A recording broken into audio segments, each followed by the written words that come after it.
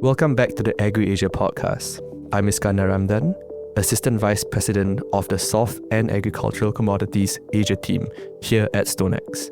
In this week's episode, we're shifting focus to what happened over the last week in the global macroeconomy, how shifting interest rate expectations, fiscal dynamics, and currency movements are shaping markets across Asia and beyond.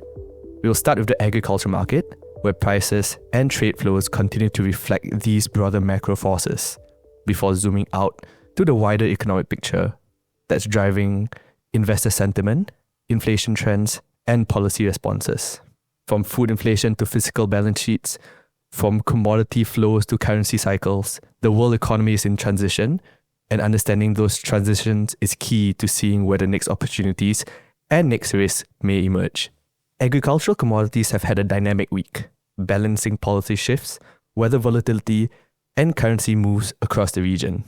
Palm oil extended modest gains by a weaker ringgit and expectations that Indonesia's B50 biodiesel mandate will underpin structural demand in 2026. Despite slower Malaysian exports in early November, the market is showing signs of stabilization, with traders positioning for renewed restocking from India and the Middle East ahead of the year end. In the soy complex, US soybeans surged to the highest level since 2024, after China's state-owned COFCO purchased over 800,000 metric tons of US beans, the largest single-day deal in nearly a year. The rebound underscores how even selective Chinese buying can jolt global sentiment after months of straight stagnation. Strong US crush margins and rising meal demand continue to lend domestic support, though ample global supply remains a cap on sustained rallies.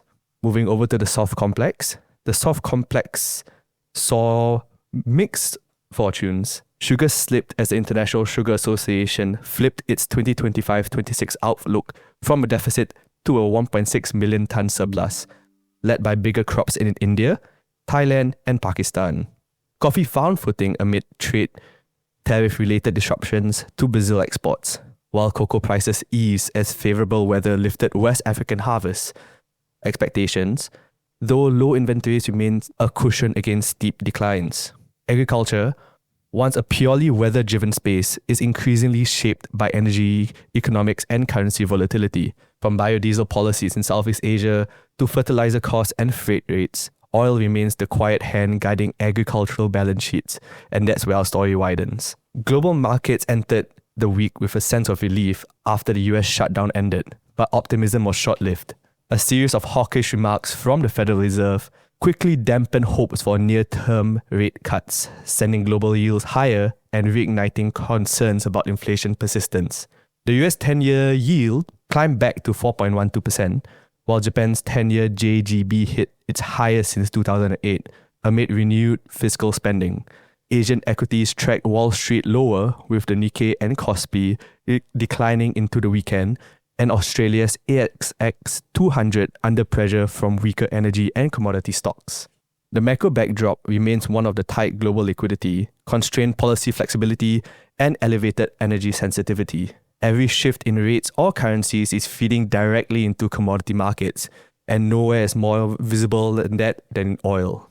Crude oil endured another volatile week as traders balanced geopolitical shocks against structural oversupply. Prices surged midweek after US sanctions on Rosneft and Lukoil, as well as Ukrainian drone strikes, briefly disrupted Russia's Novorossiysk port, a hub moving nearly 2% of global crude. But by Sunday, loadings had resumed and the rally reversed. Brent ended the week down 0.9% at $63.84 per barrel, and WTI slipped below $60 per barrel, both near two-month lows. OPEC Plus confirmation of a 137,000 output increase for December, coupled with a 6.4 million barrel US stock build, reinforced the narrative that the market remains fundamentally in surplus. Speculative positioning tells the same story. ICE Brent net longs rose 12,600 lots, mostly short covering rather than fresh buying, reflecting a cautious tone. Analysts at ING now expect the oil market to stay in surplus through 2026, weighed by non-OPEC supply growth and plateauing Chinese demand. Lower oil prices are providing short-term inflation relief across Asia's major importers, but with sharply uneven effects. In India, softer crude has improved the trade balance and helped moderate inflation, though record vegetable oil imports are offsetting some of those gains. For Thailand and the Philippines, cheaper energy is easing current account stress and giving central banks room to pause rate hikes. But in Japan, the story is reversed. A weaker yen, near 155 yen per dollar, is amplifying energy import costs, eroding the benefits of lower crude. Electricity and fuel prices are rising domestically even as global benchmarks stabilize. Across Southeast Asia, refiners are facing squeezed margins as sanctions redirect discounted Russian barrels into Asia, reshaping regional product flows and freight economies. If OPEC Plus maintains its production pace while US inventories stay elevated, Asia could see a period of temporary price stability, but the stability remains fragile. Any new escalation in Ukraine or Middle Eastern tensions could reprice risk sharply higher. Energy and currency markets are now feeding back into each other. The yen, won, and baht weaken against the dollar, reflecting tight global liquidity and fragile trade balances. Energy-linked currencies like the ringgit and the rupiah stabilize modestly as Brent soften, reducing subsidy burdens. Meanwhile, the Indian rupee held firm, aided by lower oil import bills and strong foreign inflows into local bonds. The broader takeaway, Asia's monetary flexibility is shrinking. Lower oil prices buys time but not stability, as weaker currencies risk re-importing inflation even as fuel costs ease. Japan's new 17 trillion yen fiscal package highlights that tension. Stimulus is lifting growth expectations but worsening bond market stress. China remains cautious, relying on targeted credit support, while India leverages its external stability to sustain growth. Across the region, energy remains the common denominator, linking inflation, fiscal balances, and monetary choices. So, looking ahead, energy will remain the central pivot for Asia's macro and agricultural trajectory.